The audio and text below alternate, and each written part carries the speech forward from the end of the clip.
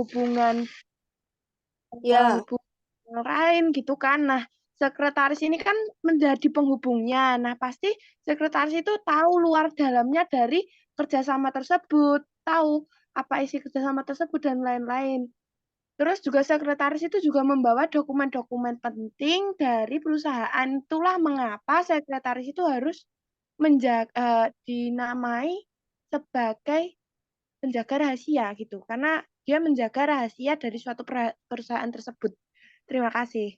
oke, thank you Mbak Gita. Berarti intinya perusahaan itu punya dokumen penting di mana harus dijaga kerahasiaannya dari perusahaan yang lainnya atau kompetitor. Karena ini terkait dengan rahasia yang sifatnya menjadi tujuan perusahaan ya, biar formula-formula rahasia yang akan menjadikan perusahaan itu maju tidak dicuri gitu. Jadi kan bisnis itu kompetisi gitu ya teman-teman. Benar ya Mbak Gita, terima kasih infonya. Bahwa namanya perusahaan itu terutama bisnis itu adalah ajang kompetisi. Kompetisi apa? Untuk banyak-banyakan dapat profit, untuk banyak-banyakan juga bikin cabang gitu ya.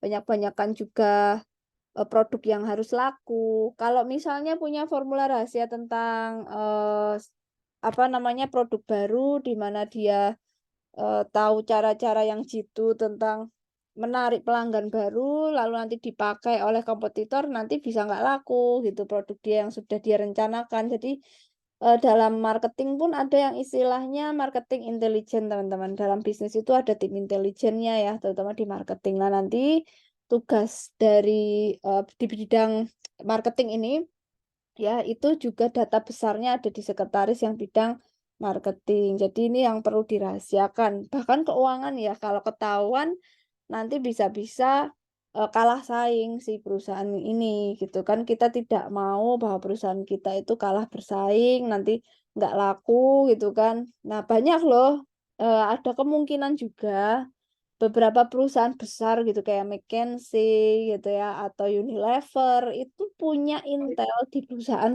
pesaingnya loh. Kalian pernah dengar mungkin ya atau ini baru pertama kali dengar. Misalnya Unilever dan P&G gitu, perusahaan besar Unilever ya Lifebuoy itu, P&G itu yang Clear and Clear itu yang sampo ya. Jadi mereka kan dua perusahaan besar tuh untuk industri rumah tangga. Biasanya mereka masing-masing itu menempatkan karyawan untuk jadi karyawan di perusahaan pesaingnya untuk menjadi mata-mata atau intel gitu ya, untuk masuk di marketingnya biasanya. Nah, hal seperti itu juga sudah menjadi hal yang sangat biasa. Makanya dengan adanya kondisi intel yang menyusup dari perusahaan pesaing, nah disinilah peran sekretaris gitu loh. Bahkan untuk internal pun di satu perusahaan pun nggak semua pegawai yang di satu perusahaan itu tahu apa rahasia yang ada di perusahaan itu. Belum tentu kita kerja di Astra Internasional nih. Kita tahu semua tentang Astra, padahal kita udah kerja lama belum tentu, karena ada sesuatu yang harus di-keep dari orang internal sendiri gitu. Biasanya terkait dengan rahasia dagang, merek dagang, terus rencana ke depan terkait proyek berikutnya mendapatkan keuntungan gitu ya. Biasanya ada di master plan-nya ini ada di para sekretaris atau asisten manajer di bidang tertentu yang punya master plan tersebut. Gitu ya kurang lebih mengapa sekretaris ini disebut sebagai penjaga rahasia karena database besar perusahaan terkait beberapa bidang ada di sekretaris gitu. Oke, untuk peran gitu ya. Untuk peran di sini sekretaris itu punya peran atau punya fungsi kepada pimpinan dan bawahan. Nah, kenapa terhadap pimpinan gitu? Kenapa terhadap pimpinan? Karena bos itu kan banyak ya kerjanya, teman-teman. Dia harus rapat, juga dia harus ketemu orang di luar sana. Belum lagi nanti ada komplain dari klien yang sifatnya itu investor yang nggak puas, atau juga ada kerjasama baru. Saking banyaknya butuh orang untuk membantu, di mana orang ini juga harus bisa dipercaya dan ngerti dengan seluruh pekerjaan pimpinan. Otomatis dia adalah asisten manajer atau sekretaris. Lalu ada juga peran lainnya bagi seorang sekretaris, tidak harus kepada pimpinan atas, tapi juga peran kepada bawahan. Nah, kira-kira ada yang tahu nggak apa peran dari sekretaris kepada bawahan atau orang-orang kolega di bawah pimpinan departemen. Jadi apa nih peran dia kepada karyawan lain ya, bukan kepada pimpinan. Oke, siapa yang mau berpendapat? Kira-kira aja. Salah nggak apa-apa. Yang penting kalian punya ide, punya wawasan. Kita sharing-sharing aja ya. Siapa tahu besok benar-benar jadi asisten manajer. Wah, kan lumayan gitu. Jadi udah tahu dulu nih. Kita sharing-sharing tentang peran sekretaris dulu. Yuk, selain Mbak Gita, yuk. Biar dapat ini loh, nilai keaktifan. Jadi nilainya adalah kalian berani berpendapat. Sekarang tuh udah eranya berani berpendapat ya, teman-teman. Kalau nggak berani berpendapat, nanti ke jiwa kepemimpinannya nggak terasah. Sedangkan ke depan itu yang cepat dapat kerja itu yang bisa menjelaskan ide, gagasan gitu, yang bisa untuk belajar mengutarakan kalimat itu yang akan cepat untuk diterima kerja gitu. Silakan yuk resen ya, resen ya wes Mbak Suci dulu. Kalau ada saya Mbak Suci nggak apa-apa ya, boleh. Sekarang paling cepet dulu wes Mbak Suci, silakan. Suci Nurlaili, apa peran sekretaris kepada bawahan atau kepada karyawan yang lain, bukan pada pimpinan? Kira-kira aja Mbak Suci. Izin, Bu. Yo. Menurut saya, perannya menentukan kebijakan bagi karyawan bawahan dan memberikan motivasi kerja kepada karyawan bawahan. Memberikan motivasi dan juga satu lagi apa tadi yang di depan Mbak Eh, Suci? Kebijakan bagi Jangan. karyawan bawahan. Oke, memberikan kebijakan ya atau aturan ya. Oke, terima kasih Mbak Suci. Jadi menurut Mbak Suci Nurlaili, ya ada dua nih peran utama sekretaris terhadap karyawan yang lain ya, bukan terhadap CEO atau bosnya atau pimpinannya, yaitu memberikan kebijakan. Tetapi lebih tepatnya mungkin teman-teman dan Mbak Suci ini terkait dengan informasi ya. Jadi sekretaris itu punya peran memberikan informasi, jadi dia wajib mengkomunikasikan semua aturan yang sudah dirapatkan pimpinan ya. Nanti yang mengeflorkan, yang menginfokan itu sekretaris. Jadi tugas sekretaris juga harus bisa banyak berkomunikasi ya, yang baik, menjaga hubungan dengan kolega, dengan karyawan di bawah bos gitu ya. Anak buahnya bos itu juga menunggu kebijakan apa yang mereka rapatkan itu ya dari sekretaris. Habis rapat itu terkait kebijakan harga mau naik apa enggak nih produknya di tahun depan apa akhir tahun ini, itu yang nunggu rapat itu yang ngumumin nanti sekretaris hasil rapatnya ya gitu. Jadi anak buah itu nungguin gitu ya, anak buah bos itu nungguin info entah aturan, entah kebijakan, entah sifatnya hasil rapat itu melalui informasi di sekretaris atau asisten manajernya begitu. Oke, sudah oke nih. Lalu yang kedua memotivasi dari si karyawan atau kolega atau anak buahnya pimpinan. Bisa juga ya teman-teman, peran yang di bawah itu selain biasanya nyuruh apa ya, asisten manajer itu lebih tepatnya tuh bos kedua kalau kita bilang di perusahaan.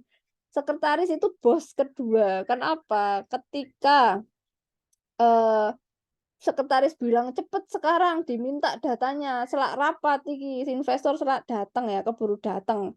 Nah kalau udah bilang kayak gitu ditekan-tekan sama sekretaris gitu ya, karyawan tuh udah takut biasanya. Karena apa? Kan dia diminta bos ya, otomatis dia juga jadi kayak bos ya jatuhnya. Bahkan nih ada yang bilang di departemen lain, bos departemen lain itu biasanya takutnya tuh bukan sama bosnya, malah sama sekretarisnya. Karena apa? Sekretarisnya nih disiplin.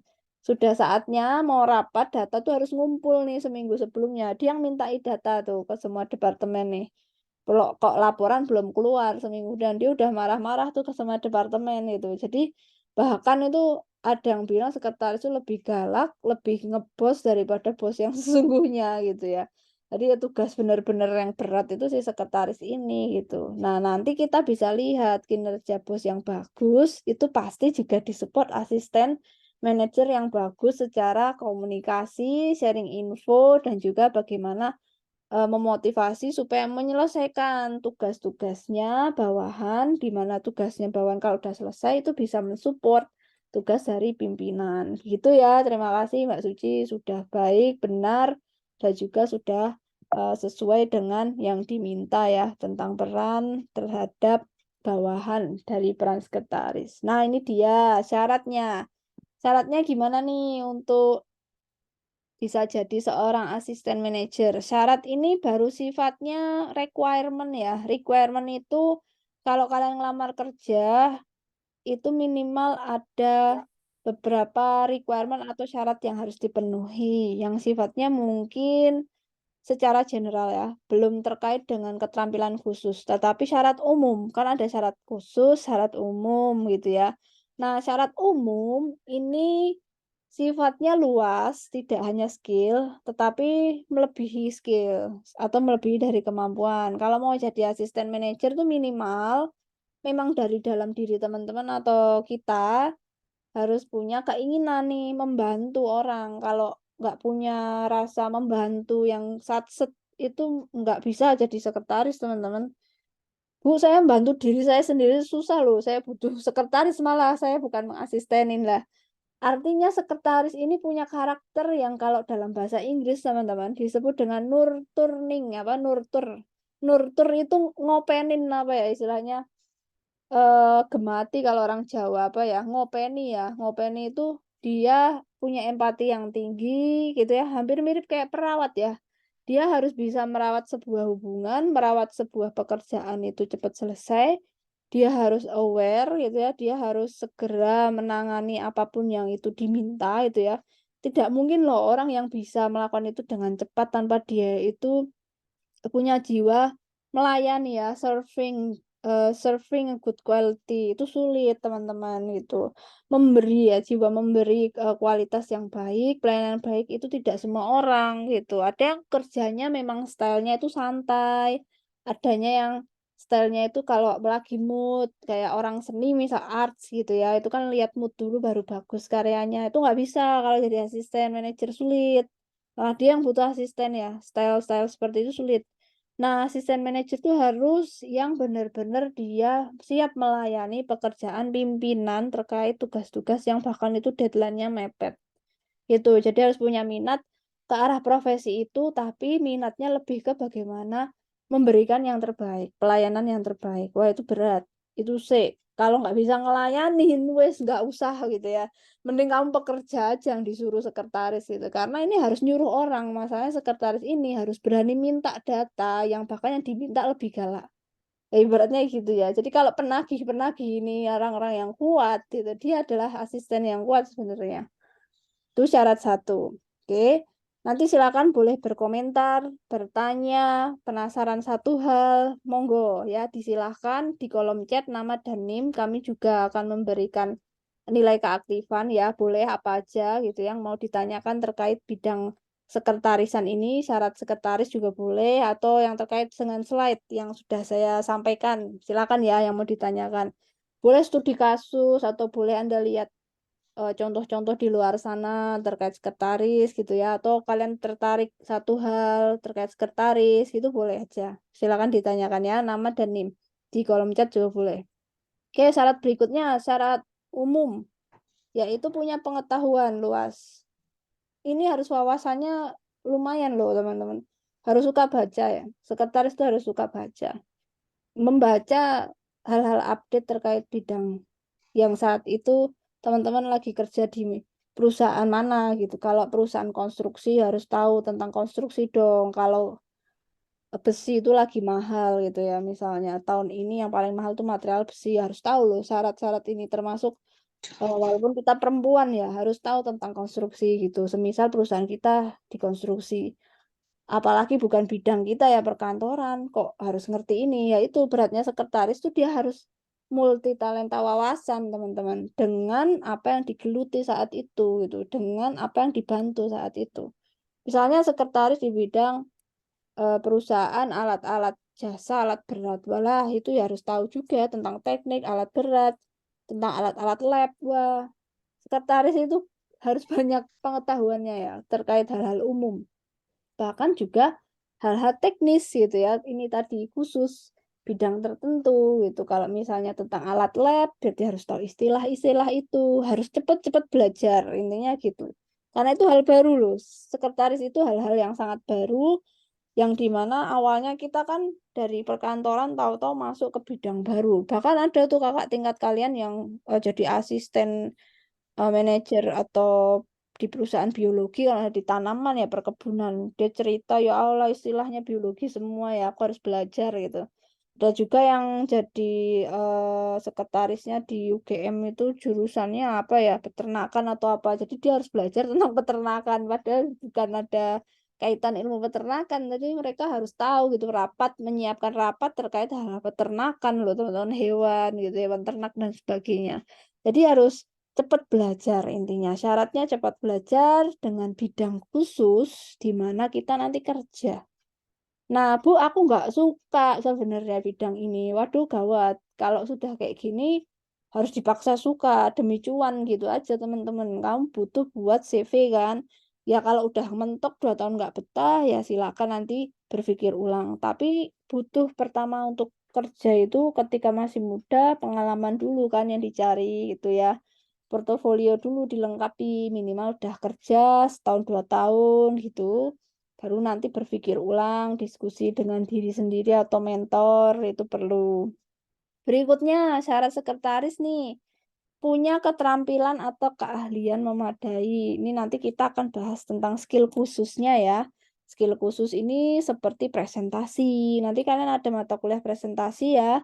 Teknik presentasi, misalnya teknik public speaking, bagaimana membuka sebuah acara rapat, bagaimana berdiskusi menjadi moderator, bagaimana juga teman-teman melaporkan hasil. Nah, ini disebut keterampilan khusus di kesekretarisan. Terakhir, syarat berikutnya yang ini juga penting, yaitu kepribadian. Nah, ini yang juga cukup sulit karena sekolahnya juga khusus ya, asisten manajer ini. Biasanya mereka ada pelatihan kok, teman-teman. Semakin besar perusahaannya, makin besar juga peluang untuk kalian itu mendapatkan kependidikan atau training. Besok kalau bisa cari kerja itu perusahaan yang bonafit ya. Supaya trainingnya itu juga banyak peluang training-training kepribadian gitu. Diajarin public speaking, diajarin Excel. Kalian di training sampai ke Bappenas misalnya bikin laporan keuangan. Nah, tergantung perusahaan teman-teman. Bu, caranya biar dapat perusahaan bonafit piye ya? CV, portofolio, pengalaman organisasi diperbanyak ya teman-teman, ikut lomba juga gitu kan, terus pertahankan IPK juga gitu ya, pertahankan keaktifan karena dunia kompetisi sulit kalau nggak dimulai dari sekarang, mumpung masih semester awal teman-teman, usahakan IPK-nya tuh di atas 3,5 gitu ya, karena di semester awal itu paling mudah dapat 3,5. Kalau udah semester 3 ada 5 sulit nanti karena tantangannya banyak ya. Usahakan semester awal nilainya jangan ada yang di bawah B gitu. Kalau bisa ya A minus lah paling minim. Itu sekilas info. Mari kita cek dulu ada yang tanya nih ya. Yo, sopo ki saya tanya nih. Ada Mbak Novia nih tanya. Bu, di perusahaan mungkin nggak sekretaris lebih dari satu. Kalau sekretaris pimpinan yang puncak, misal CEO-nya, sekretarisnya itu bahkan lebih dari satu. Ada asisten manajer satu, ada asisten manajer dua. Kalau besar ya kayak Unilever tuh biasanya CEO-nya punya 2 asisten manajer. Satu asisten di teknis gitu ya, yang di lapangan gitu kan, yang ngikutin survei gitu dengan kegiatan lapangan pimpinan. Yang satunya asisten manajer yang ada di internal gitu. Jadi dia yang jaga gawang di rumah tangga gitu. Biasanya sapu jagat internal. Jadi dari keuangan, SDM, dia itu mata-mata si pimpinan nih, CEO ini yang di dalam. Nanti ada yang di luar. Dan 2 orang ini akan pasti ketemu nanti di satu rapat pimpinan nih antar departemen. Di semua departemen ya, perusahaan tuh ketemu tuh si 2 asisten ini. Bahkan mungkin lebih ya, 3 gitu. Tapi jarang sih. Kalau perusahaan besar biasanya 2. Internal, eksternal gitu. Karena sulit. Kalau udah di internal, ada tugas harus keluar ya, didampingin. Aduh, so keteteran itu bose. Itu ya. Memungkinkan ya Mbak Novia.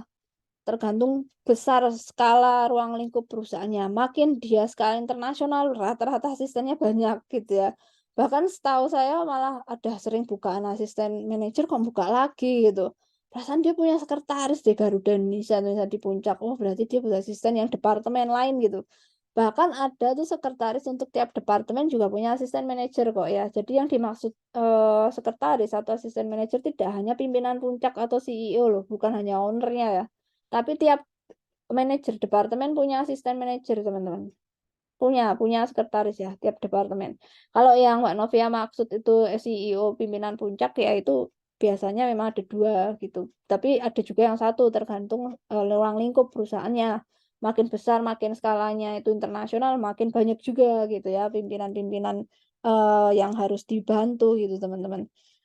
Oke, Mbak Gita juga tanya nih, di perusahaan ada masalah peran sekretaris itu jadi apa gitu ya. Tergantung masalahnya Mbak Gita, kalau permasalahannya itu harus diselesaikan oleh CEO-nya atau pimpinan departemennya, biasanya nanti misalnya keuangan gitu ya, wah ini produknya nggak laku, terjadi penurunan penjualan nih gitu. Misal terjadi penurunan penjualan kok sepi, biasanya tahun lalu produk ini laris nih, kok tahun ini kok sepi, itu kan berarti departemen marketing lagi bermasalah ya. Jadi nggak laku, target nggak memenuhi kan. Nah, nanti di sini kan rapat tuh. Nah, rapatnya itu ada departemen keuangan juga, penjualan juga rapat, departemen produk juga rapat, gitu ya. Yang bikinkan packaging ya rapat loh, ikut dipanggil. Jadi semua bos itu dipanggil yang terlibat dari produk itu. Mulai dari desain packaging ya ikut, dia harus ikut. Departemen lain juga harus ikut keuangan. Jadi ada 3 departemen nih nanti dipanggil nih sama CEO. Piye kok gak laku, kita rugi misalnya.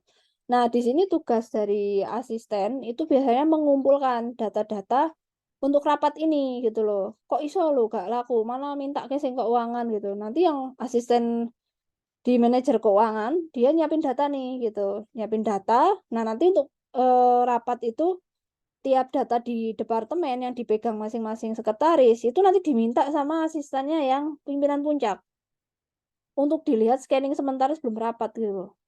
Mintain data sementara laporan kemarin gitu dimintakan kan. Setelah diminta biasanya nanti dibaca tuh laporannya sekilas ya. Jadi perannya tuh dia menyimpulkan sementara dari laporan itu. Jadi harus bisa baca laporan ya. Syarat dari sekretaris atau asisten manajer dia harus bisa baca angka yang sifatnya berkolom-kolom itu loh. Bahkan yang ada gambar grafik kayak cacing, dia harus bisa baca loh. Harus bisa baca grafik laporan keuangan juga, gitu kan. Kalau dia memang harus menghandle semua departemen ya, dia harus bisa keuangan, harus bisa HRD, harus bisa product manajemen. Waduh, ribet. Jadi itu makanya gajinya hampir sama kayak bos kadang tuh asisten manajer, kan dia tahu semuanya. Nah, itu ya. Jadi peran dia itu adalah memberikan kesimpulan sementara dari permasalahan laporan yang masuk, lalu dia berdiskusi nanti dengan CEO gitu. Nah, biasanya CEO atau bos itu kan butuh teman berdiskusi atau berpendapat. Biasanya nanti si sekretaris ini yang menginfokan, kalau kalau tidak salah datanya seperti ini, artinya begini Pak, gitu. Dari data ini saya simpulannya ini. Jadi dia memberikan sebuah inisiasi atau kesimpulan sementara gitu.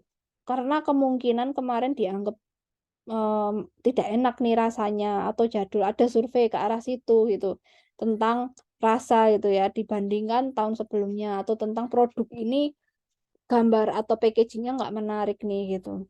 Nah udah, kalau udah tahu simpulan sementara, kita harus mendengar konfirmasi langsung dong dari departemen mereknya, marketing dan packaging dong. Dari laporan-laporan bos keuangan juga harus dengerin. Baru dirapatkan, nanti diundang. Nah, penting udah dapat data loh, data udah masuk dulu gitu. Jadi scanning data itu sekretaris nih yang mintain, dia harus baca. Jadi nggak mungkin loh CEO tuh langsung serta-merta ketika rapat dihadang, dihajar lah data baru, kan dia stres nanti. Dia pasti minta underground dulu teman-teman. Nah, di sini tugas asisten manajer gitu ya untuk mensupport. Nah, ini yang sulit, dimintain susah, nanti pas rapat enggak, bos minta sekarang. Nah, itu dia harus galak ya. Makanya itu yang dikatakan kadang asisten manajer itu lebih galak dari bos gitu. Apalagi dia udah asisten manajer CEO, nggak ada yang berani nentang gitu. Bos-bos di bawah itu udah pasti takut gitu ya. Nah, banyak asisten manajer ini di perusahaan-perusahaan seperti apa tuh Jaya, Mega Jaya atau ya perusahaan MNC yang keluarga ya, itu kebanyakan itu masih saudara ya, asistennya masih masih di kerabat yang sama ya teman-teman, untuk menjaga istilahnya menjaga berapa rahasia ya. Jadi si owner dan si asistennya itu yang di lingkup jajaran lingkar pertama itu rata-rata masih satu kerabat gitu ya teman-teman. Nah, itu biasanya lebih ditakutin sih sama departemen lain ya. Yang dimana mungkin bisa aja manajer departemen lain bukan satu kerabat ya, orang lain misalnya yang direkrut secara umum. Oke, seperti itu. Sambil kita jalan ya. Nanti ada pertanyaan lagi sambil kita jawab satu-satu. Ada Mbak Nayangga juga nih ya. Oke, ini kan terkait keahlian ya. Nah, ini kita bahas dulu job deskripsi nih atau tugas apa yang harus dilakukan seorang asisten manajer. Bu, tugasnya apa aja sih? Ketok itu asik loh. Gaji asisten manajer tahu nggak berapa? Tergantung perusahaannya ya. Kalau perusahaannya udah nasional gitu ya. Perusahaannya nasional itu ya perusahaan seperti Astra itu kan dan internasional ya, atau BUMN deh. Asistennya Pertamina tuh berapa sih Bu? Asistennya Garuda Indonesia tuh, sekretarisnya Garuda Indonesia tuh kok keluar negeri itu berapa ya? Gajinya minimal 30 ya teman-teman, 2 digit. 20 30 tuh sudah di tangan, tapi pekerjaannya ya militan kayak militer loh. Dimana mengatur itu nggak mudah ya, mencatat, mengatur, dan kepalanya itu udah kayak hitungan gitu ya, terus juga harus komunikasi terus dijaga, bahkan di weekend pun mereka kerja, hari Sabtu pun bisa aja kerja, Minggu pun bisa aja kerja gitu ya. Dan tapi udah seneng, mereka ini sudah menikmati sebagai habitnya, sudah jadi kebiasaan dia. Karena istilahnya buat mereka itu kerja lebih baik daripada nganggur, lebih baik aku sibuk di weekend karena inilah kontribusiku dalam hidup. Jadi udah dedikasi tinggi orang-orang dengan gaji 2 digit di atas 40 itu dengan kerjaan weekend nggak ada libur, buat mereka kerja itu juga udah libur. Jadi hal biasa loh teman-teman ya. Mungkin buat kita eh masih butuh weekend, butuh healing ya, untuk berharap gaji besar ya kok agak sulit ya. Jadi di mana kita harus berkorban, biasanya yang kita dapatkan lebih banyak ya. Jadi gitu teman-teman, untuk tugas-tugas sekretaris, salah satunya yang paling berat itu adalah mengatur ya, memanage. Ketika bertabrakan itu apalagi kita yang harus memberikan solusi, pimpinan nggak bisa. Jadi kita yang mengatur, misalnya Pak ini jadwalnya nggak bisa Pak kalau rapat besok kok, ini klien minta besok, padahal ini harus dari rapat para komplain, ini klien yang komplain besok, ini kan klien yang mau menginvest, kenapa harus besok semua. Jadi jangan sekali-sekali bertanya pada pimpinan gitu ya, kalau bisa berikan sebuah inisiatif jalan keluar solusi. Jadi kalian itu sudah selevel dengan CEO secara tanda kutip ya, pemikiranmu itu adalah pemikiran yang dianggap sudah selevel sama CEO. Ketika sudah didapuk, "Oh, kamu asistenku, kamu harus kasih solusi gitu. Kamu aku anggap partner dalam bisnis gitu, partner in crime. Piye kok tabrakan Pak? Iki digeser wae gimana? Wong ini lebih prioritas soalnya terkait dengan penggajian karyawan, di mana nanti kalau nggak digaji kita kena demo lagi. Ini kan paling penting, dasar pentingnya ini. Ini kalau bisa saya geser ke sini ya Pak, saya usahakan nanti saya teleponkan dulu bagaimana Pak gitu. Jadi ketika tanya itu bukan kamu bingung, bukan bos yang harus memutuskan, tetapi kamu akan melakukan sebuah keputusan alternatif hanya untuk minta izin tok. Kamu tanya tuh hanya konfirmasi, confirm. Tapi kamu udah tahu langkahmu mau ngapain gitu loh. Itu posisi yang seharusnya jadi asisten manajer. Bukan iki piye yo, Pak? Mentahan takone, tanyanya mentah. Dia harus memutuskan, jangan harap bisa jadi asisten manajer. Sulit gitu ya. Dia nanti malah marah jatuhnya. Loh, kamu yang harus cari gitu. Saya kan hanya mempertimbangkan. Kamu cari solusi dong gitu ya. Apalagi misalnya bosnya cowok. Aduh, nggak mau tahu. Yang penting dia hanya confirm ya yes yes yes yes doang gitu ya teman-teman. Terus berikutnya komunikasi. Kalau dia sudah oke, wes geser lah apa wes, yang penting diatur piye caranya gitu. Ya aduh, habis itu kita tanyalah ke bidang A, tanyalah ke klien kita, telepon lah. Kita sibuk telepon, telepon, telepon, telepon, email, email, email, email terus. Nah, di sini harus aktif, jangan sampai nunggu. Kalau memang waktunya mepet, wah kejar lagi. Tugasnya sekretaris itu main kejar mengejar. Harus nekan, harus ngejar, harus kuat mengejar, harus kuat nekan. Jangan nunggu. Kalau kamu masih punya istilahnya, kita masih punya jiwa yang aku harus di apa-apa dikabari, diinfo dulu gitu ya. Wah, itu nggak bisa jadi asisten, sulit. Harus kita yang ngejar dulu, kita yang nyelondohin dulu, kita yang proaktif dulu, kita yang ambil bola dulu, jemput bola dulu. Ini komunikasi yang baik gitu ya. Juga harus memastikan, harus jago konfirmasi. Kalau mau mengkonfirmasi, mau mengkomunikasikan info, harus cross check sih gitu loh, bener nggak ini bisa datang sekian, ternyata kita cek Traveloka besok nggak ada pesawatnya, itu kan gawat. Nah, kita harus cek semua itu ya, hukumnya bagaimana kalau dia yang datang hanya wakil gitu. Kita harus cross check. Jadi sebelum mengkomunikasikan cross check itu penting. Selalu punya filtering tentang data-data yang pasti terkait dengan atas dasar apa kita mengambil keputusan gitu. Harus dilihat hukumnya, aturannya, pakemnya, standarnya. Lah kalau nggak tahu Bu, kita mau ngambil keputusan nggak tahu nih misalnya. Harus dicari tahu ya teman-teman. Jangan sampai nggak tahu terus diem. Intinya begitu nggak tahu harus cari tahu. Ada pepatah bilang, "Mbuh piye caranya, kamu ya harus tahu," gitu loh. Jadi sekejam itulah dunia asisten manajer ya. Kamu harus tahu, "Mbuh piye carane, pokoknya aku nggak mau tahu," kayak gitu itu Bos. Gimana caranya, cari jalan gitu. Kalau misal nggak tahu, cari tahu. Di mana yang dia tahu, dari mana data ini berasal, di mana saya harus dapatkan, itu harus dikejar terus gitu. Biasanya solusinya ketika kita anak baru jadi asisten, terus kita nggak ngerti harus ngapain, ini data dapat dari mana, kita kejar source-nya. Oh, ini dari departemen riset, misalnya departemen pengembangan, misal development. Wah, aku development nggak punya orang ya, nggak punya temen nih. Ya otomatis kita buka komunikasi baru ke development loh teman-teman. Kita turun gitu ya, kita turun ke orang-orang di lapangan, kita tanya, kita cari investigasi data.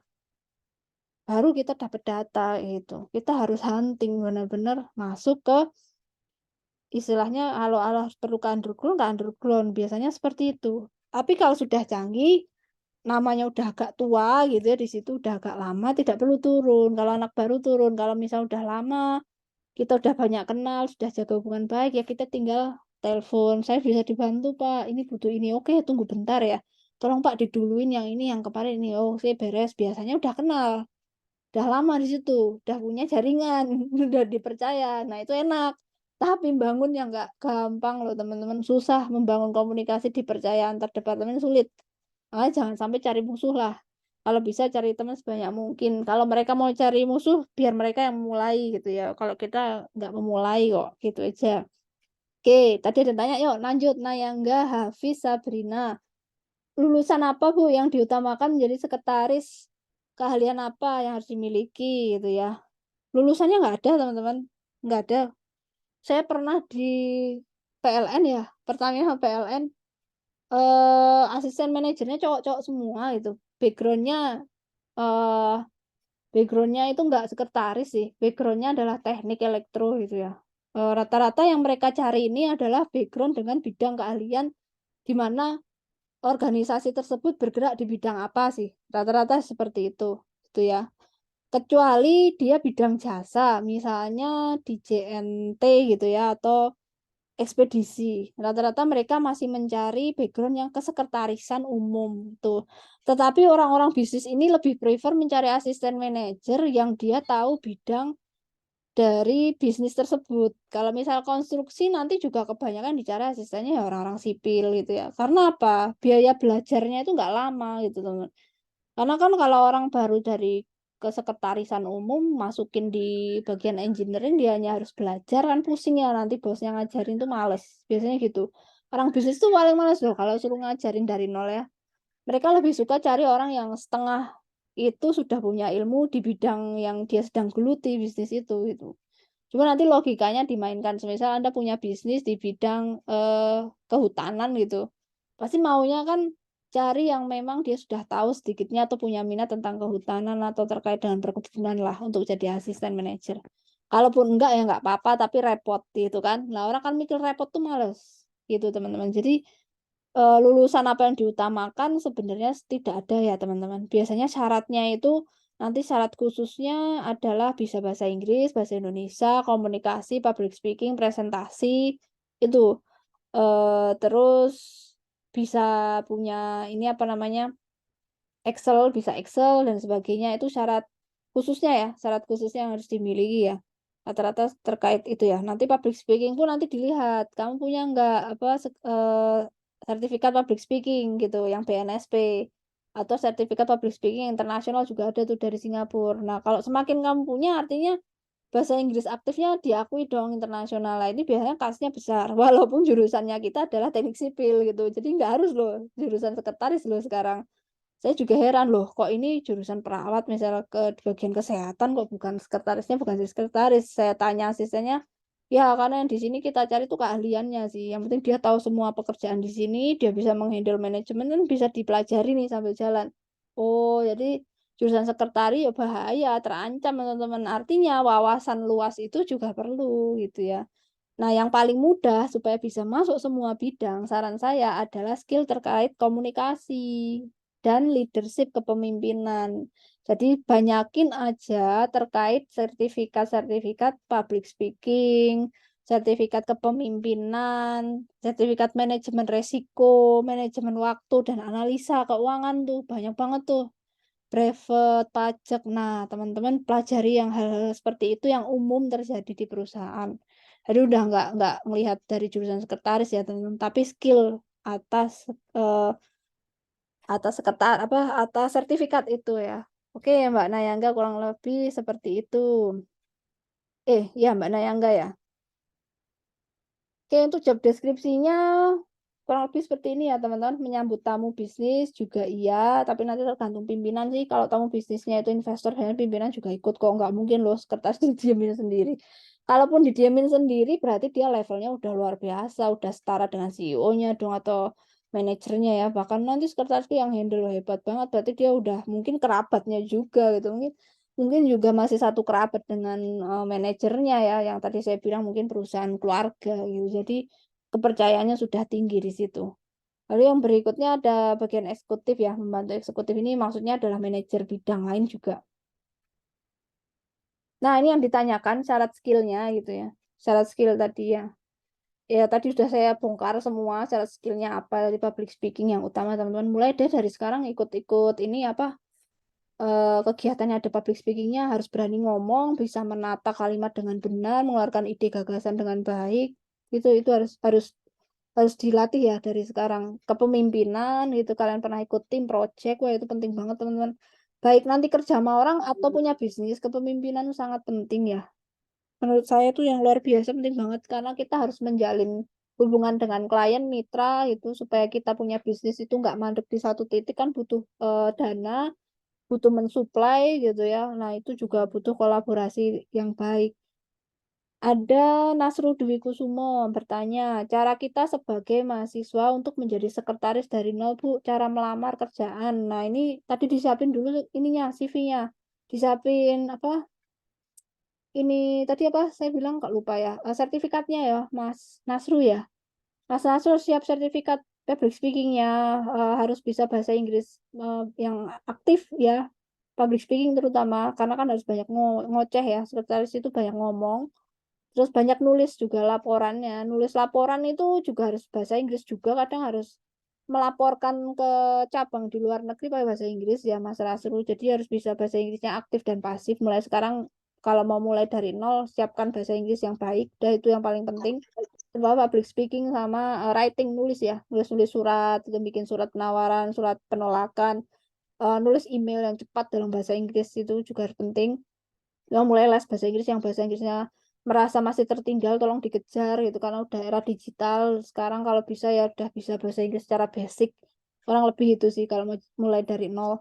Terus yang kedua kepemimpinan gitu ya, kepemimpinan ikut project, ikut organisasi supaya nanti di CV-nya tahu si ini apa perusahaan tahu kalau kita pernah menghandle project, misalnya mau volunteer, mau apapun itu di kegiatan mahasiswa kita udah pernah gitu ya. Terus juga selain kepemimpinan tadi ada public speaking ya. Sementara itu dulu sih.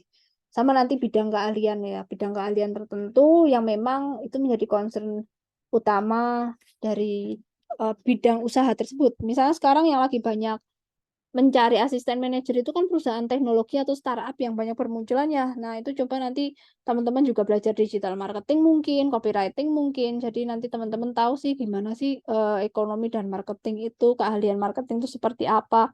Jadi setidaknya tahu tentang hal-hal terkait dengan ekonomi dan marketing ya. Karena sekarang lagi banyak butuh asisten manajer itu adalah di bidang teknologi sih kalau nggak salah. Kayak gitu Mas Nasru. Lanjut deh untuk syarat skill dulu ya. Syarat skill di sini ada Mbak ada Ursula Ernawati dia bilang syarat untuk kemampuan menjadi asisten manajer itu ya tak satu paham bidang tersebut ya. Tadi saya sudah bilang kalau bidang teknologi ya kita juga harus tahu tuh teknologi seperti apa, banyak baca. Caranya supaya tahu adalah tiap bangun tidur setidaknya sehari lah kalian pas senggang itu baca-baca artikel berita loh gitu, portal berita lah BBC, Marketer, gitu ya, CNN. Ya baca satu artikel lah minimal sehari gitu. Ekonomi bisnis saat ini lagi apa yang berkembang supaya kalian tahu perkembangan ekonomi saat ini, kalian tahu perkembangan bisnis saat ini, kalian tahu bahwa sekarang yang mahal itu apa gitu ya, besok politik itu mengarah kemana pembangunan gitu-gitu kan teman-teman. Jadi kita pahami ilmu pengetahuannya sifatnya khusus gitu ya. Dan semua hal yang ada di berita, portal berita itu berdampak ke bisnis dan perusahaan umumnya gitu. Regulasi yang saat ini mungkin terkait polusi dan sebagainya, nah itu mungkin juga akan berdampak loh ke depannya gitu ya ke beberapa perusahaan. Mungkin kalian juga bakal ngelamar di Jakarta atau dan sebagainya, juga harus paham tentang hal-hal terkait pengetahuan umum. Mbak Medina tanya lagi, bagaimana sikap sekretaris bila rapat dibatalkan ya, pemimpin nggak hadir. Sekretaris sikapnya gimana ya? Siapa yang batalin dulu ya, Mbak Medina itu. Kalau yang batalin si pimpinan misalnya bos kita sendiri, aduh tolong dong nggak jadi gitu ya. Biasanya jarang ya. Setahu saya semakin profesional perusahaan karena sudah ditetapkan jam tanggal gitu jarang yang dibatalkan mendadak sih dari pihak kita ya sebagai penyelenggara jarang. Biasanya tetap terselenggara, tetapi semisal pimpinan kita nggak bisa hadir terpaksanya karena ada tamu dadakan, ya nanti akan digantikan. Biasanya CEO atau bos itu atau manajer itu akan minta tolong dengan bos departemen lain ya. Biasanya nanti sekretarisnya di backup. Kalau misalnya nggak terlalu bisa diandalkan sekretarisnya, biasanya nanti minta tolong yang memimpin rapat itu adalah bos dari departemen lain ya yang masih ada hubungan dengan rapat tersebut gitu. Misalnya di bos marketing akan mengadakan rapat gitu ya, sorry di CEO-nya akan adakan rapat gitu, ternyata nggak bisa ya terkait penjualan, ya nanti yang disuruh memimpin itu biasanya bos bagian penjualan gitu teman-teman. Tadi tetap harus dijalankan ya. Nah sekretaris di sini otomatis ya berkomunikasi dong sama bos penggantinya gitu kan. Nah, kalau dibatalkan ya harus cari cara gimana nih siapa penggantinya kasih solusi. Biasanya nanti pimpinan udah ada prosedurnya kok SOP-nya. Kalau tiba-tiba nggak bisa, nanti pengganti untuk tema ini bidang ini yang maju kayak gitu teman-teman ya. Sudah ada backup plan ya rata-rata kalau untuk hal-hal terkait pembatalan rapat yang sifatnya itu sangat penting ya. Oke, ini syarat skillnya bahasa, pengetahuan umum, melaksanakan tugas butuh keterampilan. Nah, ini yang kepribadian yang sulit ya. Oke, kita selesaikan tanya jawab dulu. Untuk kepribadian, teman-teman, hati-hati ya. Kepribadian di sini tentunya adalah kepribadian yang sifatnya sangat profesional. Jadi ada ya kalanya kita capek kerja, kita demotivasi, kita jengkel, kita marah, kita baper, dikatain sama bos departemen lain, datanya salah dan sebagainya. Nah, ini diminta kita nggak terbawa perasaan. Jadi yang dinamakan profesional itu tidak boleh terbawa perasaan ketika bekerja gitu ya. Ketika emang kena perasaan kita, tolong ditahan dulu nanti diluapkannya kalau udah istirahat di kamar mandi gitu. Tapi jangan lama-lama atau mungkin di kantin makan, minum atau makan es dulu yang bikin kita happy sementara sambil bisa bertahan sampai jam 4 sore gitu ya sampai selesai. Baru nanti pulang, berendam kayak mandi air hangat, nonton yang lucu-lucu. Jadi segera dinetralkan karena itu nggak ada kaitannya, nggak ada untungnya, dibiarkan berlarut-larut dan juga nggak ada untungnya untuk profesionalisme kerja. Dan itu kita harus berpikir hal yang sangat remeh-temeh dan biasa aja ya, tidak perlu dibesar-besarkan. Bisa aja dia berkomentar buruk ke kita itu juga hanya asal ngomong, setelah itu dia hanya lupa, kitanya malah inget terus kan, malah kita yang rugi. Jadi biarkan saja namanya orang lagi emosi itu hanya sesaat. Ya kita kalau bisa bekasnya itu ya jangan sampai selamanya gitu kan. Kita juga jangan terima lemparan bola apinya. Kita kalau bisa menghindar atau kita tangkis ya. Jangan sampai kena lemparan bola panasnya untuk hal-hal yang jelek. Jadi saran saya kepribadian yang terkait ketangguhan mental dan perasaan itu yang paling utama teman-teman karena banyak kritik pasti dari manajer bidang lain ya. Manajer bidang lain itu yang paling julid ya, biasanya itu yang paling ngeri. Nah, biasanya ini kepribadian yang teman-teman atau sekretaris ini atau asisten manajer ini harus punya. Yo, lanjut ya, Mbak Rizka Nurulita. Apabila ada sekretaris yang sudah resign di perusahaan terus daftar lagi ya. Jika didorong atasan perusahaan perusahaan dia yang baru untuk mengungkap rahasia yang di perusahaan lama, boleh nggak Bu? Walah nggak boleh. Ada kontrak kerja sendiri. Oke, ya. Jadi pernah ya waktu itu teman saya cerita, dia kan asisten manajer tuh di perusahaan ekspedisi. Kebetulan ekspedisinya tuh kompetitor di perusahaan baru. Jadi dia ngelamar juga asisten manajer di perusahaan ekspedisi pesaingnya gitu, kompetitor pesaingnya. Misalnya dia ngelamar di JNT, sebelumnya di JNE gitu misalnya. Sebelumnya di Shipper ya, kalau nggak salah di Shipper apa-apa tuh yang baru baru berkembang. Ditanya-tanyain gitu, ini gimana waktu kamu menghandle ini? Nah, dia langsung bilang bahwa mohon maaf ini sebagai bukan saya tidak bisa menjawab, menurut saya ini tidak etis jika saya menjawab gitu kan, ini menjadi, ranah yang tidak bisa saya ungkapkan karena menjadi rahasia perusahaan. Ya bilang aja jujur tidak apa-apa, ini menjadi salah satu etika. Jadi saya kalau mengungkapkan ini mohon maaf saya akan melanggar etika yang sebelumnya walaupun saya sudah bukan karyawan, saya juga akan tetap menjalankan etika itu gitu, karena ini menjadi bagian dari rahasia perusahaan. Biasanya tetap ngomong nggak masalah ya teman-teman. Nah, ada kontrak kerja sendiri menjaga rahasia gitu. Oh, kalau kontrak kerja setelah lolos sih enggak sih, ini kembali ke etika si si pelamar ya. Biasanya nanti kenapa dilempar pertanyaan seperti ini di perusahaan baru itu juga sebagai sarana menguji sih, menguji si sekretaris baru ini gitu. Dia bisa jaga rahasia nggak?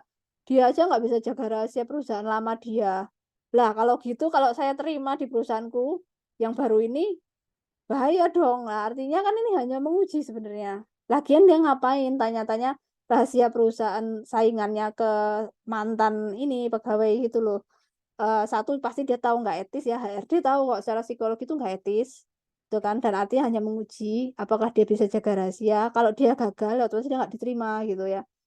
Nah sebenarnya di perusahaan sudah ada intelnya kok teman-teman, sudah ada intel marketing untuk intel marketing terutama ya, untuk melihat rahasia-rahasia kompetitor, sudah punya mereka kalau cuman mencari rahasia itu udah ada badannya sendiri, bukan si sekretarisnya ini gitu ya. Tetapi di luar negeri loh teman-teman, di luar negeri tuh misalnya kan sering nih terjadi bajak-membajak ya. Misalnya mantan, pegawai Twitter dia keluar gitu kan, masuk ke mana tuh, masuk ke TikTok misalnya, atau nanti balik lagi tuh, misalnya dari Microsoft dia keluar, masuk ke perusahaan Tesla, terus dia ngasih tahu rahasia-rahasia gitu ya. Nah, tetapi kan nanti kembali lagi nih, apakah perusahaan ini punya etika visi yang sama dengan si pelamar atau enggak? Kalau si perusahaan ini etikanya itu sama-sama dengan etika si pelamar, sama-sama ember borot ya, misalnya sama-sama, "Nggak apa-apa kamu buka aja, aku tetap terima kamu." Ya udah berarti kan ini mainnya udah brutal ya, istilahnya persaingannya udah kasar banget. Nah, silakan kalau emang itu peluang buat si, pelamar itu satu visi dengan perusahaan baru ini bisa jadi. Bisa jadi juga mereka hidup di situ karena udah satu budaya, wah satu nih budayanya emang gini nih, bacok-membacak nih. Yang ini juga kebetulan tukang ember lah dan dia suka dengan orang tukang ember karakter perusahaannya, bisa aja terjadi teman-teman. Jadi hati-hati melihat perusahaannya gitu ya. Apakah perusahaan ini etikanya menjaga atau mainnya brutal gitu loh. Kalau mainnya brutal ya otomatis karakter seperti itu membuka di depan bisa jadi peluangnya masuk, bisa jadi terima. Itu ya sangat banyak kemungkinan terjadi. Nah, ini jenis sekretaris, ada sekretaris organisasi atau sekretaris perusahaan yang saya bilang ini asisten manajer CEO-nya, pimpinan puncak. Sekretaris pribadi. Pribadi ini malah menurut saya tidak ada kaitannya terkait pekerjaan yang sifatnya ini ya, administrasi ya. Pribadi di sini biasanya itu sampai ngurusin ke keluarganya juga gitu ya. Ini lebih banyak cowok sih gitu, cowok-cowok yang kayak sekalian driver-nya, sekalian mesenin makan, mesenin tempat kalau keluarganya lagi makan malam gitu ya, asisten pribadi gitu ya. Biasanya tahu Andre Taulany kan, dia punya sekretaris pribadi siapa tuh? Anton ya, aku lupa. Jadi yang bawa-bawa barang kayak gitu-gitu loh. Jatuhnya itu ya, bukan untuk asisten yang ini ya, untuk tulisan ya, bukan asisten yang untuk administrasi yang sifatnya mikir. Pribadi ini hal yang bantu gitu, yang bawain koper dan sebagainya itu. Biasanya lebih asisten pribadi gitu. Lalu yang junior dan senior ini terkait lama bekerja di perusahaan ya teman-teman. Kalau lamanya kerja di perusahaan itu hampir dari awal berdirinya ya dia dikategorikan sekretaris senior gitu. Dan juga kalau baru ya kita kategorikan masih junior gitu ya. Nah, ini studi kasus ini bisa aja ketika sekretaris menerima dan mengirim surat, dia terjadi kebingungan gitu ya. Kok suratnya beda dengan yang kita sudah rapatkan kemarin nih dengan klien nih, kok kesepakatannya berubah gitu ya. Nah, ini apa yang harus dilakukan oleh sekretaris untuk memberikan solusi pada pimpinan? Ini perlu dipikirkan kembali ya, teman-teman. Ini kasus yang dilematis ya. Jadi sekretaris itu adalah dunia dilematis dalam perusahaan ya. Orang yang paling dilematis dalam manajemen perusahaan itu asisten manajer. Hidupnya sangat penuh drama, tapi mereka menyukai drama itu gitu. Rata-rata orang asisten manajer ini sangat suka dengan drama kehidupan di manajemen perusahaan gitu ya. Menurut mereka itu tantangan hidup, dan dari situ ya, dengan terpacunya jantung itu ibarat kayak pendaki. Jadi mereka tuh suka gitu dengan adrenalin yang terpacu itu suka gitu. Nah, kalau nggak suka ya dia pasti udah keluar, nggak mungkin bertahan ya, teman-teman. Lama-lama mereka juga terbiasa dengan hal-hal yang berat. Oke, studi kasus menerima tamu pimpinan. Ada pimpinan yang jenisnya itu tipenya nggak mau menerima tamu komplain yang sifatnya kasar, itu ada ya.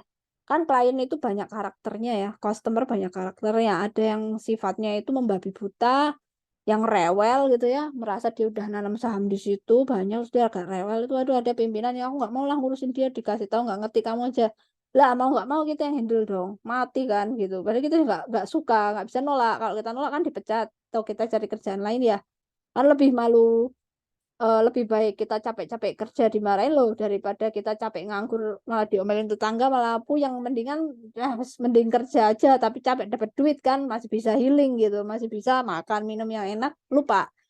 Nah, ya mau nggak mau ya harus ngakalin gitu. Kita harus punya life hack gitu ya, menghadapi orang-orang nggak enak gitu, yang dimana pimpinan sendiri nggak bisa ngadepin. Ini yang studi kasus dilematik juga ya, teman-teman. Nah, dari situ nanti kita belajar kok, kenapa nih orang bisa kayak gini. Nah, butuh ilmu psikologi, teman-teman. Lagi-lagi harus punya skill terkait membaca orang, menghandle orang, bahkan orang tersulit sekalipun gitu ya. Nah, itu yang benar-benar luar biasa. Itu yang disebut kenapa asisten manajer itu bahkan disebut bos kedua gitu. Bahkan bos pun nggak bisa kasih lah ke asisten manajer. Itu dia.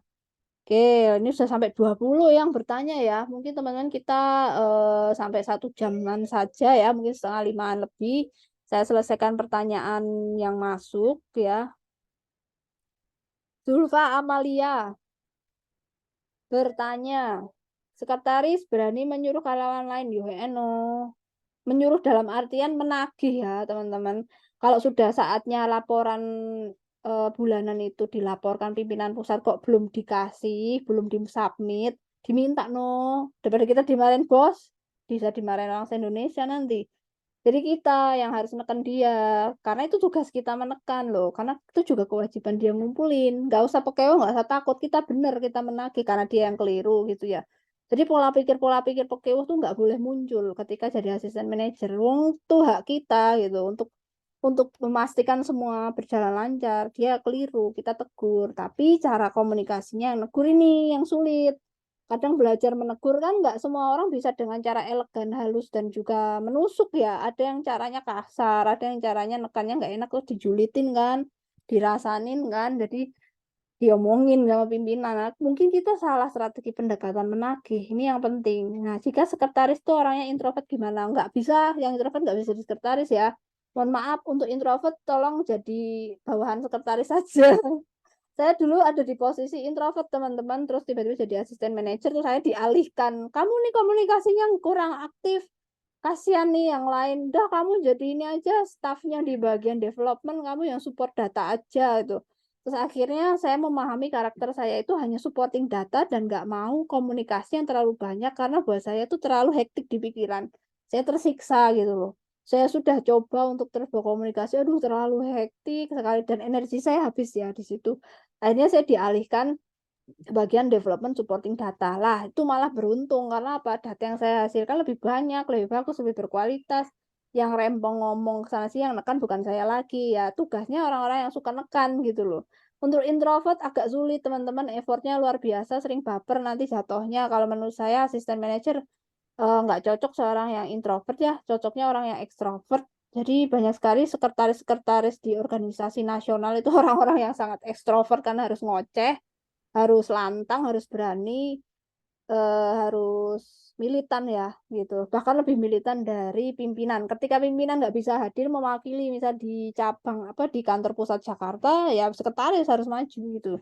Harus berangkat, rata-rata seperti itu. Boleh nggak introvert? Ya boleh, tapi berat gitu ya. Menurut saya berat dan wah agak susah. Jadi menurut saya kalau mau mencoba boleh sih. Tapi nanti biasanya di bagian tesnya gitu ya. Di bagian tesnya nanti akan terlihat gitu. Oh, yang ini cocok, yang ini nggak cocok. Nanti akan ditentukan oleh HRD ya, teman-teman. Tapi saran saya introvert kurang cocok sih. Boleh, tapi nanti pimpinan agak-agak kurang suka biasanya gitu ya. Mungkin bisa jadi sekretaris untuk kebutuhan tertentu yang nggak public speaking gitu ya. Ada kok, ada yang seperti itu. Tapi tergantung perusahaan sih. Tapi menurut saya yang introvert agak sulit ya untuk bisa berkembang karirnya nanti. Berikutnya untuk Mbak Nadira bertanya, kenapa seorang sekretaris dituntut punya keahlian ya? Kenapa harus memiliki emotional control yang baik? Lah, piye kerjaannya numpuk-numpuk dan itu bikin emosi. Satu belum selesai, satu udah datang lagi. Lah, kalau kita emosi, dianggapnya kita kekanak-kanakan. Jadi yang namanya ekspresi emosi dalam bekerja itu selalu dicap sebagai ekspresi kekanak-kanakan. Jadi ketika sudah bekerja, kita nggak boleh menunjukkan sifat kekanak-kanakan, bahkan memakai ikat rambut bulu-bulu gitu juga diperbolehkan sebenarnya kalau jadi asisten manajer ya. Apalagi pin gitu ya, pin di tas yang warna-warni gitu ya, yang ada artis-artis. Waduh, kalau bekerja itu harus polos-polos tuh teman-teman, harus warna hitam, putih gitu ya, krem. Jadi kamu sesuka apapun dengan artis Korea gitu, jangan ditunjukkan di pekerjaan. Keep aja baik-baik, baru tunjukkan kalau udah pulang, kamarnya penuh poster, nggak apa-apa. Tapi kalau kerja, kerja bener-bener dunia orang dewasa, dunia orang berani mati ya, ibaratnya gitu. Dunia cari uang, itu bukan dunia yang sifatnya semua orang bisa menerima kesukaan kita loh, bos. Jadi ketika kerja, itu sangat rawan orang nggak suka sama kita itu. Jadi harus hati-hati. Mungkin ada yang pernah dengar perkataan Carl Jung. Ya, Carl Jung ini seorang psikolog ya, seorang filsuf dan juga psikolog bahwa dalam bekerja di dunia ini itu butuh banyak layer topeng gitu, harus pakai banyak topeng gitu ya, persona. Ada yang bilang persona dalam hidup itu perlu dipakai di situasi tertentu. Apalagi kerja, kamu harus punya peran sebagai sekretaris. Nanti kalau pulang, silakan kamu jadi fan girl gitu. Silakan jadi ibu, jadi istri. Tapi kalau kerja, you are secretary, you are not a wife, different ya. Jadi peran itu yang dimainkan, teman-teman.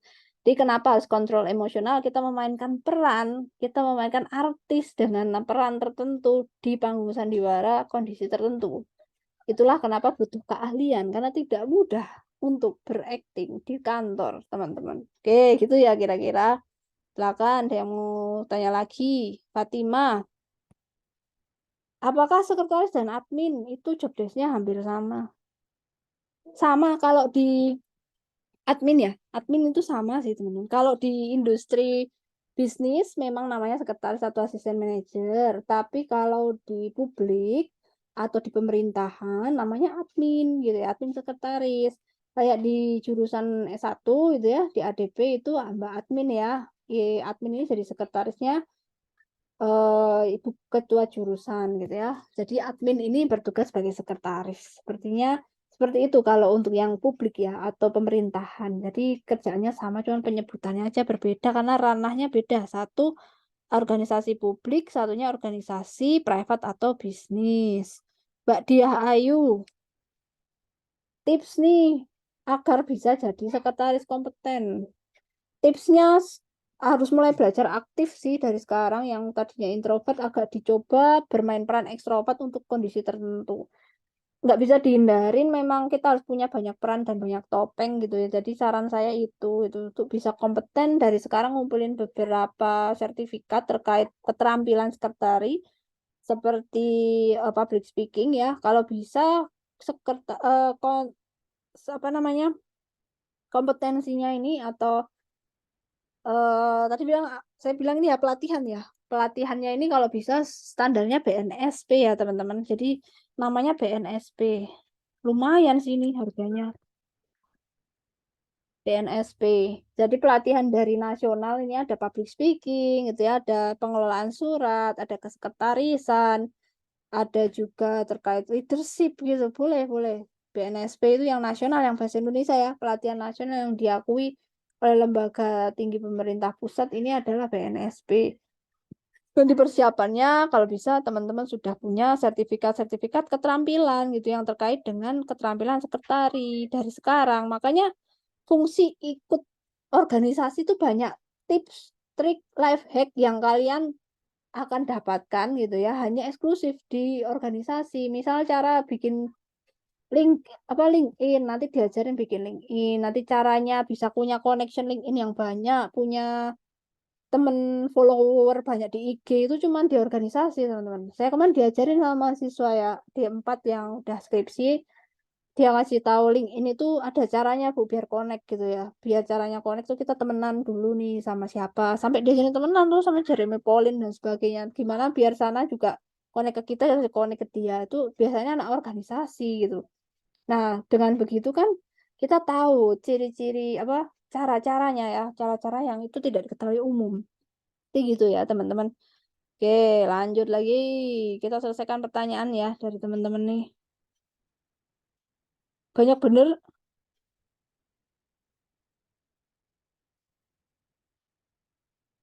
Ya ilah, bentar ya. Fatima udah ya, Fatima udah ya. Udah sama, Mbak Dia. Ria udah, Mbak Tri Astuti, lulusan D4 pulang jadi sekretaris nggak? Ya berpeluang asalkan punya CV dan sertifikat tadi ya Mbak. Itu terus di dalam negeri. Kalau sertifikatnya masih tidak ada kaitannya dengan keterampilan sekretari agak sulit ya.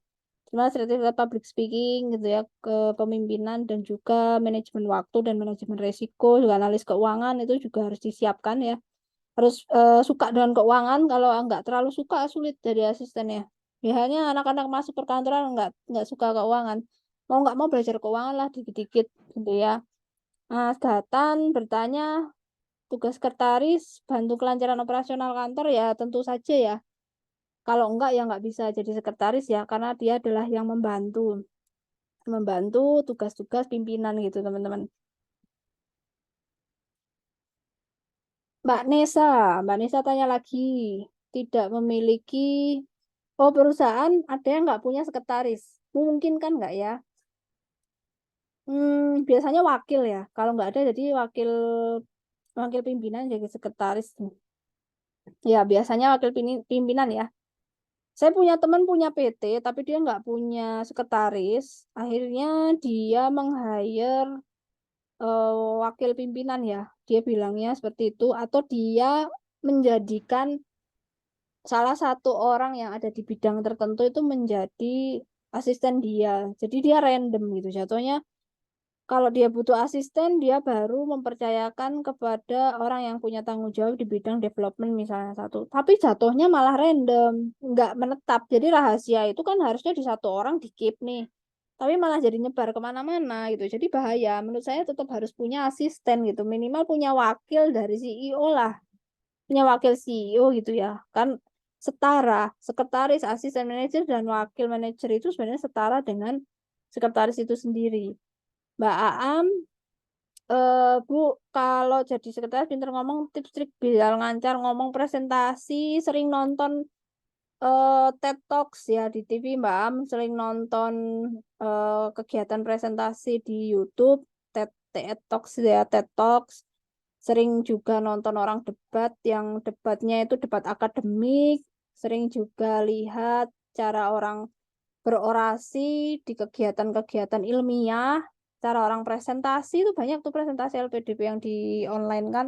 Sering nonton seperti itu ya. Kalau ada kegiatan event nanti di organisasi dilatih kok teman-teman. Jadi cara latihannya tuh di organisasi, jadi ikut-ikut kegiatan BEM gitu ya. Itu nanti kalian kan sering tuh ketemu sama beberapa orang penting yang dia ngisi acara, kita amati cara ngomong membuka, perhatikan baik betul-betul, kita contoh di kepala, kita masukkan di kepala, kita copy baik-baik. Oh, cara ngomong membuka gini. Oh, cara sambutan gini. Itu dicontoh benar-benar besok pas gitu kita tiru. Harus jadi seorang copycat yang baik. Harus banyak referensi gitu ya. Itu nggak bisa langsung jadi semalam. Harus punya referensi, harus dicoba ketika ada kesempatan presentasi, dicoba lagi, dievaluasi lagi, Harus punya satu contoh favorit. Biasanya kalau saya punya salah satu contoh favorit pembicara gitu ya, itu banyak banget di TED Talks ya, di TED Talks banyak banget tuh. Atau bahkan punya beberapa temen yang memang jadi mentor gitu ya.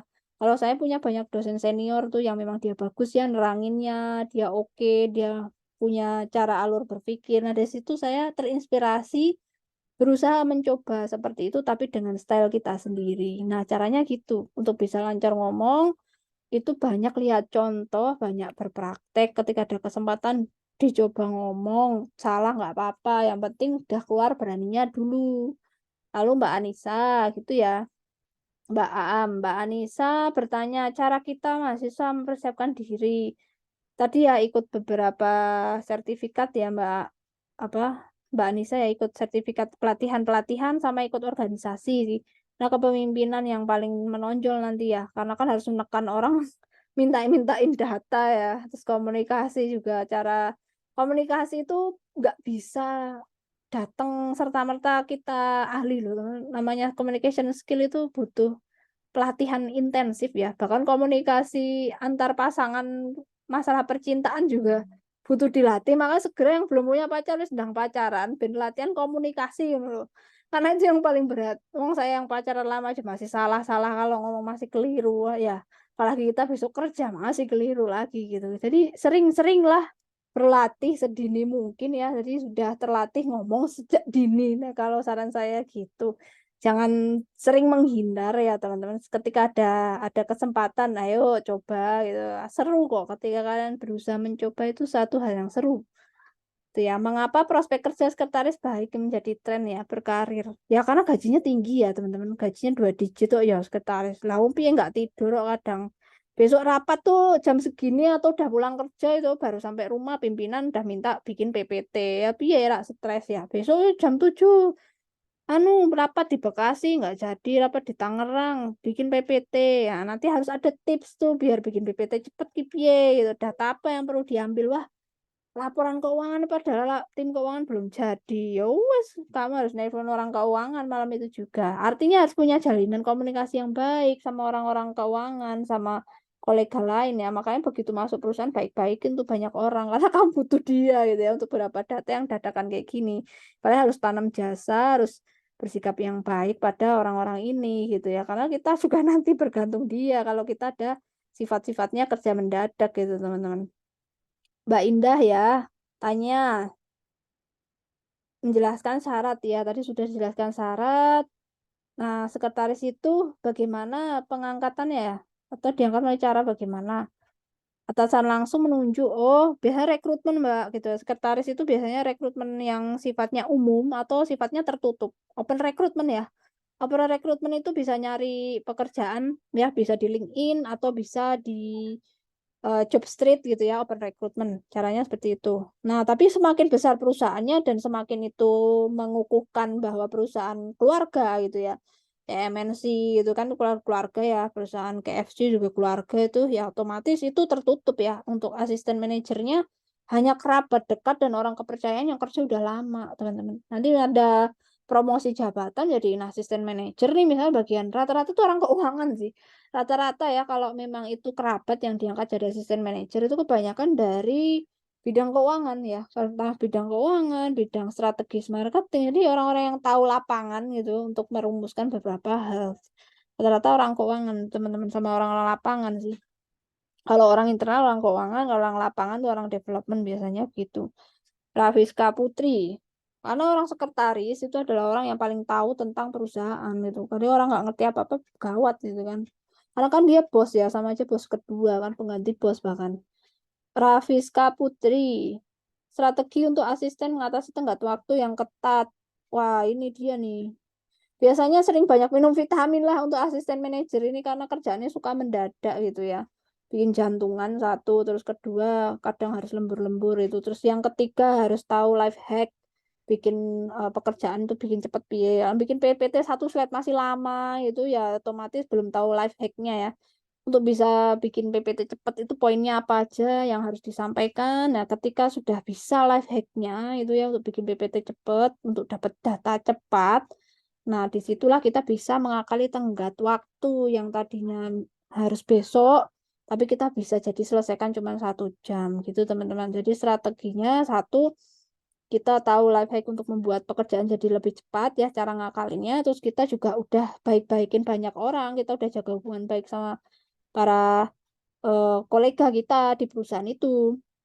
Artinya kita butuh dia data cepat tuh kita bisa dapatkan. Pokoknya bro-broan lah sama orang-orang kantor gitu ya, apalagi dengan kolega-kolega di bawah kita itu karena kita butuh data dia gitu ya. Kurangi baper-baper supaya ketika kita dapat desakan tenggat itu kita dapat data tuh cepet gitu ya teman-teman. Nah itulah eh apa ya, lebih ke ilmu komunikasi ke orang ya itu. Oke, itu aja. Lalu Amelia Indah, tugas sekretaris banyak, bagaimana membantu mengoptimalkan ya. Nggak ada Pak, Pak sampean nggak ada Bu, Mbak Amel, sekretaris sendiri juga wis asisten gitu, jadi nggak mungkin ada asisten lagi gitu. Nah justru yang kita sebut dengan asisten tanda kutip itu adalah tadi kolega kita di bidang lain tuh gitu. Justru sebenarnya karena dia disebut bos gitu ya, bos kedua, artinya kan dia harus punya sekretaris kecil di bawahnya. Sekretaris kecil itu adalah manajer-manajer bidang lain. Terus juga apa namanya, kolega karyawan bidang lain, anak buah pimpinan kita. Makanya baik-baikin itu orang-orang itu semua ya, supaya kita bisa memanfaatkan data-data dari mereka supaya cepat dapatnya itu. Jadi kita kita asumsikan mereka ini sebenarnya juga asisten gitu lah. Secara bukan status ya, tapi mereka lah yang mensupport kita sebagai sekretaris gitu teman-teman. Oke, lanjut lagi. Tinggal dikit lagi, Mbak Mesha. Cara seorang sekretaris menghadapi era global, jelas bahasa Inggris ya, sama AI. Jadi ada beberapa aplikasi yang mungkin harus dikuasai oleh sekretari ya, seperti SAP itu ya, database besar itu. Terus bahasa Inggris itu penting, jadi harus bisa bahasa Inggris aktif, ya otomatis mungkin nanti dapat pelatihan juga kalau kantornya bagus, kantor yang bonafit ya, internasional. Terus jelas harus bahasa Inggris gitu. Apalagi punya cabang di luar negeri, jelas harus bisa bahasa Inggris ya teman-teman. Tidak bisa ditawar meneh. Bagaimana cara memastikan pencatatan dokumen efektif? Ya, pakai SOP nanti ada aturannya, teman-teman. Jadi kalau belum ada aturannya ya otomatis buat aturan dulu yang diresmikan, didiskusikan dengan pimpinan ya. Pencatatan dokumen itu biasanya sudah ada aturan baku yang itu menjadi bagian dari SOP pendirian perusahaan. Bagaimana mencatat, mendokumenkan, mendatabasekan. Lah itu sudah menjadi aturan baku, teman-teman. Sudah disepakati oleh pimpinan gitu ya atau owner. Kalau belum misalnya karena itu perusahaan baru, startup baru ya otomatis bikin sendiri aturannya. Baru nanti diflorkan ke bidang-bidang lain ya wis buka babat alas gitu ya. Siva Prita Nawangsari. Kriteria yang ditetapkan perusahaan menilai seorang sekretaris. Biasanya yang satu adalah terkait menjaga rahasia ya teman-teman. Misal diuji tadi waktu rekrutmen. Pas diuji rekrutmen ternyata dia bisa menjaga rahasia dengan pertanyaan yang menjebak tadi ya. Nah, otomatis sudah ada penilaian bahwa dia sendiri bisa menjaga rahasia atau tidak. Itu bisa jadi diuji ketika rekrutmen ya. Diwawancara ketika rekrutmen dengan pertanyaan yang cukup menjebak tadi ya. Apakah dia mau membuka rahasia perusahaan sebelumnya atau tidak. Seperti itu penilaian pertama ya terkait kepribadian karena kan dia harus menjaga rahasia. Terus berikutnya penilaian berikutnya terkait skill sih, lebih ke kemampuan bahasa Inggris. Nanti ditanyain pakai bahasa Inggris, terus disuruh presentasi itu dalam waktu 5 menit gitu. Presentasikan diri Anda dan menurut Anda eh, apa yang apa yang bisa Anda berikan solusi agar perusahaan ini bisa buka cabang lagi. Jadi dikasih studi kasus, terus dia harus berpresentasi itu dengan bahasa Inggris. Rata-rata seperti itu sih kriteria yang ditetapkan tuh menilai bahasa ya, bahasa dan juga solusi, bisa nggak dikasih kasus tertentu dia punya solusi apa, terus menjelaskannya bisa runtut urut atau tidak tuh. Mbak Ayu Istiqomah, data dari sekretaris tidak terkumpul, prosedurnya kelalaian mereka cara menghandle situasi ini gitu ya. Akankah disalahkan? Iya, sekretaris disalahin ya, Mbak Ayu. Jadi kamu ada di dilematis dua dua kemungkinan, kamu akan dipecat karena kesalahan orang lain atau kamu dianggap salah karena menekan orang lain. Nanti tinggal milih aja gitu. Konsekuensinya ada dua. Kita kita dipecat karena kesalahan orang lain yang nggak ngumpulin laporan, atau kita diapresiasi tapi kita dibenci. Jadi seperti itu, teman-teman. Ada dua dilema gitu ya. Kadang kita menegakkan kebenaran itu juga nggak selamanya orang suka sih, karena nggak semua orang suka ditekan ya. Jadi nanti milih yang mana, kamu menyelamatkan dirimu atau kamu menyelamatkan orang lain. Rata-rata kalau jadi seorang asisten manajer ini harus punya pemahaman tinggi ya, dan memahamkan mereka, memotivasi mereka dengan pendekatan khusus. Misalnya, ayo Pak, tolongin saya lah Pak, laporannya dibuatkan duluan lah Pak, kalau nggak saya bisa dimarahin orang nih satu Indonesia, tolong. Jadi ada pendekatan yang memang itu karakter itu disukain gitu sama beberapa orang, jadi harus pahamin itu, psikologi industrinya harus main. Ada orang yang ditekan nggak bisa dengan cara yang lurus-lurus, ada yang dia harus pendekatannya lucu-lucu dulu, itu macam-macam. Jadi intinya, cara menghandle situasi itu kalau orangnya lalai ya kita menerima konsekuensi ya, dimarahin ya dimarahin gitu ya. Nanti kan, kita juga bisa evaluasi kenapa sih orang ini nggak mau ngeluarin data gitu ya, kenapa gitu kita nggak dikasih data, apakah orangnya senewan sama kita atau gimana. Nanti biasanya pimpinan akan memediasi ya, "Kenapa sih kok gagal di sini?" "Nggak tahu nih, saya setiap minta data sini nggak dikasih, loh kok bisa gitu?" Nanti biasanya pimpinan tuh akan memediasi ya, biasanya diajak ngobrol kita dengan ini, nanti disitulah akan diselesaikan gitu. "Tolong disupport ini ya, sekretaris tolong disupport nanti untuk kemajuan kita bersama." Biasanya nanti akan dijembatanin kok gitu ya. Tapi itu kalau pimpinannya bijaksana, kalau pimpinannya nggak mau tahu, terima nasib lah, gitu aja ya. Lalu Adita, Kayla, selamat sore. Peran sekretaris, sekretariatan itu diperlukan. Perlu banget dong, Ladita. Karena untuk membantu ya. Yusuf, untuk pimpinan ya. Yusuf Widaksana, bagaimana sekretaris mengatur waktu, menyusul jadwal yang sangat padat ya. Sedangkan dia sendiri juga sangat sibuk. Nanti ada keahlian khusus ya, namanya manajemen waktu. Biasanya nanti ada pelatihan sekretaris. Jadi untuk sekretaris profesional itu sudah ada pelatihannya di BNSP secara nasional, teman-teman, termasuk manajemen waktu dan manajemen risiko. Nanti dia buat timeline. Kalau pagi dia ngapain, siang ngapain, sore ngapain, di mana di waktu kosong dia ngapain gitu. Ada beberapa skill yang memang itu pelatihannya khusus ya, teman-teman. Cara menyusunnya bagaimana itu ada timelinenya. Itu ada pelatihannya khusus. Jadi kalau mau pelatihan seperti itu, teman-teman mencoba aja nanti melihat peluang seperti apa ya di Coursera, kayaknya ada deh kursus-kursus yang pelatihan sekretaris nih. Lalu terakhir ada Mbak Jessica ya. Ada 3 lagi. Jessica Natalia. Saran buku cocok melatih etika menjadi sekretaris. Buku saya belum punya. Nanti coba saya cari ya, Mbak Jessica. Jujur kalau buku atau e-book untuk kesekretarisan saya belum punya. Tapi buku-buku public speaking mungkin ada. Nama buku tentang leadership dan permainan ya, permainan dalam perusahaan tuh, rule of game, teori permainan di perusahaan. Justru saya malah tahunya buku politik politik manajemen ya. Tapi kalau buku yang terkait dengan keterampilan sekretaris saya nggak tahu. Tapi kalau terkait skillnya langsung, public speaking yang baik, cara berpendapat dengan baik, cara berargumen dengan baik, bukunya ada gitu. Bukunya banyak, cara berargumen dengan baik, cara menyampaikan pendapat dengan benar, gitu, cara berbicara dengan elegan itu ada. Tapi kalau yang benar-benar ingin tentang sekretariatan yang kepribadian ya, itu bukunya Laros, teman-teman. Tapi itu udah meninggal sih orangnya. Cuman bukunya ini terkenal ya, Laros tentang sekretaris ya, kepribadian kesekretarisan. Laros sih. Jadi ini bukunya Laros ini tentang kepribadian kesekretarisan. Saya pertama kali baca ini waktu SMA sih, Larus itu kepribadian sekretaris, tidak menyela ketika rapat, meminta izin terlebih dahulu ketika ingin memotret ya perjalanan rapat. Etika, benar-benar tentang etika sih, Larus itu spesialis etika ya, spesialis etika. Tapi nanti untuk yang public speaking beda-beda orang, beda ilmu ya teman-teman. Oke, masih ada lagi Sis Dwi Anggara dan juga yang terakhir Mas Dimas ya. Sis Dwi Anggara bertanya bagaimana perusahaan merekrut ya, bahwa keberadaan pelamar itu seorang yang merahasiakannya. Tadi diberikan pertanyaan yang menjebak ya waktu wawancara.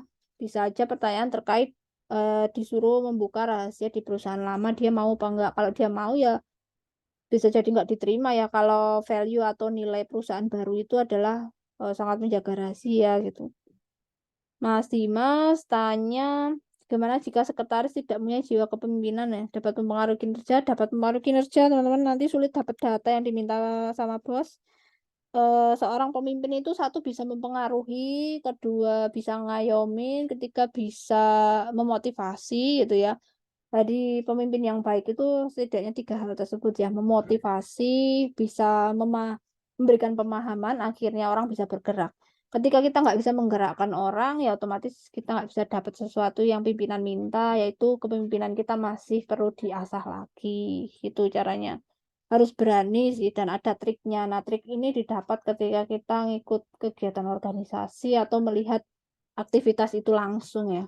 Kita ngelihat cara pimpinan melakukan itu, melihat ketua melakukan itu gitu ya. Kita belajar dari orang tuh lebih cepat sih menurut saya. Secara praktek ya. Kalau mau dapat sertifikatnya ya harus ikut pelatihan-pelatihan teman-teman gitu.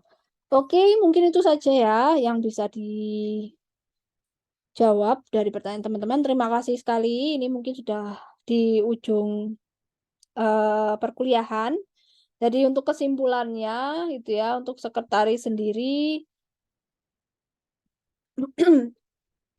dia punya peran menjadi penjaga penjaga dokumen ya, dokumen dari perusahaan, sehingga dia harus punya banyak skill itu ya yang harus dikuasai. Salah satunya adalah komunikasi, kepemimpinan, juga manajemen waktu dan manajemen resiko, teman-teman. Itu yang paling utama. Jadi bagaimana caranya bisa seperti itu? Mulai dini, segera ikut organisasi, banyak baca buku terkait public speaking, berpraktek juga itu ya. Terus belajar manajemen waktu ketika ada tugas segera diselesaikan dengan baik sebelum ada pekerjaan tambahan lainnya yang menumpuk nanti tambah stres lagi itu ya. Udah itu sih kira-kira kesimpulan pada hari ini ya. Oh iya, benar. Presensi kedua ya. Presensi kedua belum. Sih. Oke, ini sudah selesai ya untuk materinya. Jadi kita akan presensi yang kedua. Silakan untuk standby. Oh ya, ini Mbak Suci tanya, ada sertifikat LSP dan dari BNSP, apa bisa dipakai? Oh, bisa banget ya. Itu Mbak Suci benar. LSP. Jadi yang mengeluarkan BNSP itu dari LSP. Tapi hati-hati ya LSP-nya kalau ngecek ya. Kalau bisa pastikan diskusi dengan beberapa dosen dulu ya LSP yang kredibelnya seperti apa. Kalian tunjukkan ke kami gitu ya, ke pembimbing. Selalu konsultasikan untuk memilih LSP yang tepat gitu ya. Kadang ada yang cuma LSP yang aduh banyak banget ya teman-teman yang nggak kredibel gitu. Jadi teman-teman harus berdiskusi ya dengan pembimbing. Oke, gitu saja materi pada sore hari ini. Mari kita akhiri kelas pada hari ini. Setelah itu kita presensi menggunakan token yang kedua.